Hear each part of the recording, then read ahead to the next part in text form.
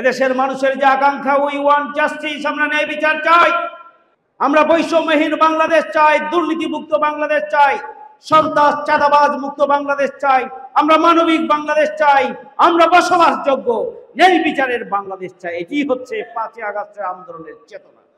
সেই চেতনার বাস্তবায়নের জন্য যে সৎ, দক্ষ, দেশপ্রেমিক, নৈতিকতা সম্পন্ন মানবিক নেতৃত্বের প্রয়োজন, সেই নেতৃত্ব তৈরির কারখানার নাম হচ্ছে বাংলাদেশ জামাত ইসলাম। আসসালামু আলাইকুম ওয়া রাহমাতুল্লাহি ওয়া বারাকাতুহু। আল্লাহর মেহেরবানি, ভালো আছেন সবাই? আপনাদের সবাইকে জানাই ঈদুল আজহার শুভেচ্ছা। ঈদ মোবারক। ত্যাগ এবং কোরবানির মহিমায় উজ্জীবিত হয়ে আমরা যদি আমাদের সময়, শ্রম, মেধা, প্রতিভাকে, আমাদের অর্থ সম্পদকে, আমাদের আবেগ অনুভূতিকে, আমাদের যাবতীয় কার্যক্রমকে আমরা যদি আল্লাহর সন্তুষ্টি অর্জনের লক্ষ্যে, আল্লাহর সন্তুষ্টি অর্জনের জন্যই আমরা নিবেদন করতে পারি, তাহলেই ঈদুল আজহা আমাদের জীবনের জন্য সার্থকতা বয়ে আনবে। আল্লাহ রাব্বুল আলামিন যেন সেই তৌফিক আমাদেরকে দান করেন, আমিন। আমরা বাংলাদেশ জামাত ইসলামী ঢাকা 7 আসনে আমাদের একজন জনদরদী, সমাজসেবী, নিঃস্বার্থ, দেশপ্রেমিক, নৈতিক দিক থেকে স্বচ্ছ, পরিচ্ছন্ন মনের একজন বিশিষ্ট সজ্জন ব্যক্তিকে আমরা পেয়েছি, যারা মূলত পুরান ঢাকার সমস্যার সমাধানে, মানুষের অধিকার প্রতিষ্ঠায়, চাঁদাবাজ মুক্ত, সন্ত্রাস মুক্ত, টেন্ডারবাজ মুক্ত, ব্যবসা বান্ধব একটি পরিবেশ গড়ে তোলার জন্য তিনি তার জীবনকে উৎসর্গ করবেন, এই ধরনের একজন নেতা পেয়েছে। সংগ্রামী ভাই বন্ধুগণ, এই জন্য আমাদেরকে আল্লাহর শুকরিয়া আদায় করতে হবে যে সত্যিকার অর্থে পুরান ঢাকার ঐতিহ্য ফিরিয়ে আনার জন্য, পুরান ঢাকার মানুষের অধিকার প্রতিষ্ঠার জন্য, ব্যবসা বান্ধব পরিবেশ গড়ে তোলার জন্য, এখানকার আবাসন ব্যবস্থাকে ঢেলে সাজানোর জন্য, জীবন মান উন্নয়নের জন্য এবং সর্বোপরি একটা আধুনিক বাংলাদেশের প্রতিচ্ছবি হিসাবে ঢাকা 7 আসনকে গড়ে তোলার জন্য হাজী এনায়েতুল্লাহ ভাইয়ের মতো যোগ্য এবং উপযুক্ত মানুষ আমরা পেয়েছি। এই জন্য আল্লাহ শুকরিয়া আদায় করছি, আলহামদুলিল্লাহ। সংগ্রামী ভাইয়ের আমার, 5ই আগস্টের গণঅভ্যুত্থানের পরে আমরা একটা নতুন বাংলাদেশ পেয়েছি।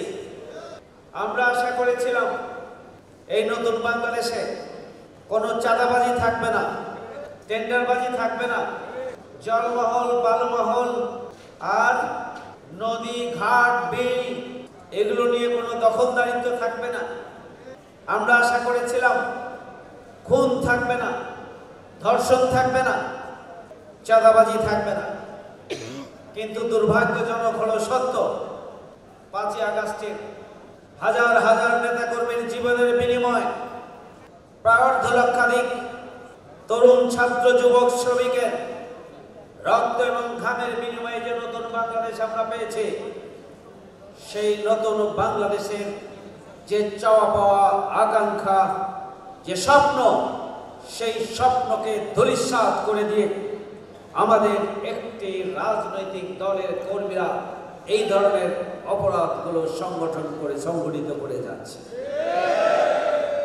যে নতুন বাংলাদেশে এমন এক নির্বাচন হবে, যেই নির্বাচন সর্বমহলে গ্রহণযোগ্য, সুষ্ঠু, ক্রেডিবল এবং নিরপেক্ষ একটি নির্বাচনের মাধ্যমে এমন একদল মানুষের হাতে ক্ষমতায় যাবে, শহীদ পরিবার, আন্দোলনকারী, বিপ্লবের অংশীদার যারা এবং এদেশের জনগণ সহ সবাই মিলেই আমরা সেই ধরনের একটি প্রশান্তি, একটা মানবিক বাংলাদেশের স্বপ্ন আমাদের বাস্তবায়িত হবে।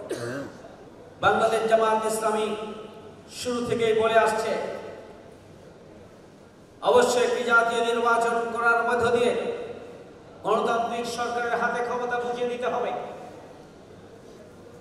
কিন্তু তার আগে নির্বাচন ব্যবস্থাকে ঢেলে সাজাতে হবে। তার আগে নির্বাচন ব্যবস্থার সংস্কার সাধন করতে হবে। তার আগে রাষ্ট্রের গুরুত্বপূর্ণ অঙ্গনের সংস্কার সাধন করতে হবে। যেসব কারণে একটি রাষ্ট্র ফ্যাসিবাদ হয়ে ওঠে, যেসব কারণে একটি দল ফ্যাসিবাদ হয়ে ওঠে, যেসব কারণে একটি নির্বাচিত রাজনৈতিক শক্তি ফ্যাসিবাদে পরিণত হয়, ওই সমস্ত বিষয়ের সংস্কার সাধন করে তারপরে নির্বাচন করে জনগণের হাতে ক্ষমতা বুঝিয়ে দিতে হবে। আমরা বলেছিলাম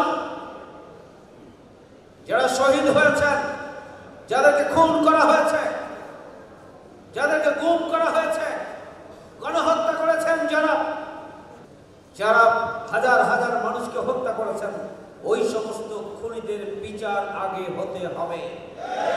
আমরা বলেছিলাম খুনিদের দোষররা আজকে প্রশাসন থেকে শুরু করে সমাজের রন্ধ্রে রন্ধ্রে তারা জেগে বসে আছে, তাদেরকে খুঁজে বের করে বিচারের আওতায় আনতে হবে। তাহলে শহীদের আত্মা শান্তি পাবে। প্রিয় ভাইয়ের আমার, আমরা বলেছিলাম বিচার এবং সংস্কার ছাড়া যদি কোনো নির্বাচন হয়, সেই নির্বাচন আবারও নতুন করে ফ্যাসিবাদের পদধ্বনির সূচনা করে। সুতরাং এটি হতে দেওয়া যায় না। কিন্তু দুর্ভাগ্যজনক, শহীদের আকাঙ্ক্ষাকে পদদলিত করে এদেশের অধিকাংশ মানুষের স্বপ্নকে পদদলিত করে আমরা লক্ষ্য করছি একটি দল সংস্কার, বিচার, জনদুর্ভোগ লাঘব, ক্ষমতার ভারসাম্য ইত্যাদি বিষয়ে তাদের তেমন কোনো আগ্রহ নাই। তারা জপছেন নির্বাচন নির্বাচন নির্বাচন। তারা মনে করছেন নির্বাচন হলেই তারা ক্ষমতায় চলে যাবে। কিন্তু আমাদের পরিষ্কার বক্তব্য, যেন ভাবে নির্বাচনের মাধ্যমে ক্ষমতার পালাবদল হলে জন আকাঙ্ক্ষা পূরণ হতে পারে না। আগামী দিনের নির্বাচন সংস্কার নিয়ে যে সংশয় তৈরি হয়েছে, এই সংশয় নিরসনের জন্য প্রধান উপদেষ্টাকে পদক্ষেপ গ্রহণ করতে হবে। আমরা এটা আমাদের নির্বাহী পরিষদের পক্ষ থেকে পরিষ্কারভাবে আমরা জানিয়ে দিয়েছিলাম। প্রিয় ভাইরা আমার, আপনারা জানেন আমরা এই ঘটনায় শুধু বিবৃতিই দেয় নাই, এই ঘটনার প্রতিবাদে ঐক্যমত্য কমিশনের মিটিংয়ে আমরা একদিন প্রতিবাদ স্বরূপ অংশগ্রহণ করি নাই। এরপরে প্রধান উপদেষ্টার সাথে আমিরে জামাতের সাথে লম্বা ফোনে কথা হয়েছে এবং এরপরে সামগ্রিক বিষয় তুলে ধরার পরে আমরা পরের দিনে ঐক্যমত্য কমিশনের যে মিটিং, সেই মিটিংয়ে জামাত নেতৃবৃন্দ অংশগ্রহণ করে আগামী দিনে দেশ এবং জাতির কল্যাণের জন্য যেভাবে জামাত ইসলামের দৃষ্টিভঙ্গি তুলে ধরার কথা, ঠিক সেইভাবে তারা দৃষ্টিভঙ্গি তুলে ধরেছেন। যদি একটি সুষ্ঠু নির্বাচন হয়, তাহলে ইনশাআল্লাহ বাংলাদেশে দাঁড়িপাল্লার গণজোয়ার তৈরি হবে এবং এই গণজোয়ার আমরা ঢাকা 7 আসন থেকেই আমরা শুরু করবো ইনশাআল্লাহ। শুধুমাত্র ঢাকা মহানগরী দক্ষিণে আমরা শহীদ এবং আহত পরিবারের জন্য 4.5 কোটি টাকা আমরা খরচ করেছি ডিসেম্বর মাসের মধ্যেই 2024 সালে। সারা বাংলাদেশে সমস্ত শহীদদের পরিবারের জন্য আমিরে জামাতের পক্ষ থেকে 2 লক্ষ করে টাকা পৌঁছানো হয়েছে। বাংলাদেশে তো আরো রাজনৈতিক দল আছে যারা অতীতে ক্ষমতায় গিয়েছেন, সামনে ক্ষমতা যাওয়ার স্বপ্ন দেখছেন এবং স্বপ্নে এমন ভাবে বিভোর হয়েছেন বিচার এবং সংস্কার প্রয়োজন নাই, আগে নির্বাচন, এই ধরনের বক্তব্য প্রকাশ পাচ্ছে আপনাদের মুখ থেকে। আপনারা এই শহীদ পরিবারের জন্য কি করেছেন? আহত পরিবারের জন্য আপনারা কি করেছেন? আন্দোলন সংগ্রামে ক্ষতিগ্রস্ত, বিপর্যস্ত, হাতহারা পাহারা লোকদের জন্য মাসব্যাপী আমরা তাদের পাশে ছিলাম। আপনারা কি ভূমিকা পালন করেছেন? এই জাতি জানতে চায়। আমিরে জামাত সবার আগে ছুটে যান। বাংলাদেশে তো আরো রাজনৈতিক দল আছে যারা ক্ষমতায় যাওয়ার স্বপ্ন দেখেন, তারা কোথায় থাকেন সেই সময়? যেখানে অগ্নিকাণ্ড, যেখানে অ্যাক্সিডেন্ট, যেখানে রোড অ্যাক্সিডেন্ট, যেখানে বন্যা, যেখানে নদী ভাঙন, সেখানেই সবার আগে আমিরে জামাত, সেখানে সবার আগে জামাত ইসলাম। জামাত ইসলামী বাংলাদেশ 5ই আগস্টের আন্দোলনের পরে এদেশের মানুষের যে আকাঙ্ক্ষা, উই ওয়ান্ট জাস্টিস, আমরা ন্যায় বিচার চাই, আমরা বৈষম্যহীন বাংলাদেশ চাই, দুর্নীতিমুক্ত বাংলাদেশ চাই, সন্ত্রাস চাঁদাবাজ মুক্ত বাংলাদেশ চাই, আমরা মানবিক বাংলাদেশ চাই, আমরা বসবাসযোগ্য ন্যায় বিচারের বাংলাদেশ চাই। এটি হচ্ছে 5ই আগস্টের আন্দোলনের চেতনা। সেই চেতনার বাস্তবায়নের জন্য যে সৎ, দক্ষ, দেশপ্রেমিক, নৈতিকতা সম্পন্ন মানবিক নেতৃত্বের প্রয়োজন, সেই নেতৃত্ব তৈরির কারখানার নাম হচ্ছে বাংলাদেশ জামাত ইসলাম। সৎ, দক্ষ, দেশপ্রেমিক, নৈতিকতা সম্পন্ন মানবিক নেতৃত্ব জামাত ইসলামের মধ্যেই খুঁজে পাওয়া যাবে। আজকে সোশ্যাল মিডিয়ার সুবাদে এদেশের সর্বস্তরের জনগণের কাছে এটি পরিষ্কার।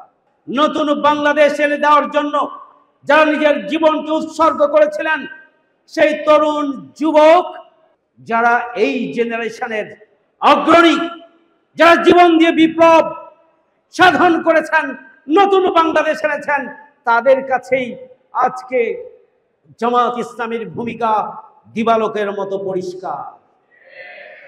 সুতরাং আপনারা তো জামাত ইসলামের অগ্রযাত্রায় অতিষ্ঠ এবং উদ্বিগ্ন হয়ে গিয়েছেন।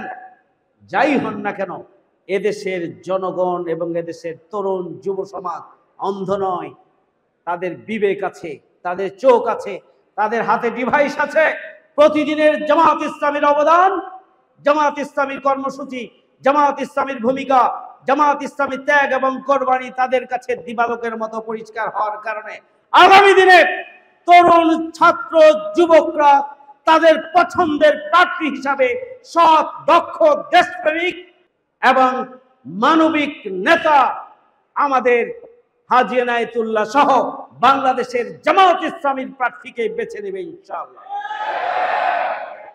ইসলামের আদর্শিক সৌন্দর্যকে, ইসলাম একটি পূর্ণাঙ্গ জীবন বিধান। ইসলাম ছাড়া অন্য কোনো জীবন বিধান মানুষের জন্য গ্রহণযোগ্য নয়। ইসলাম পরিপূর্ণ, ইসলাম সকল সমস্যার সমাধান দিতে পারে।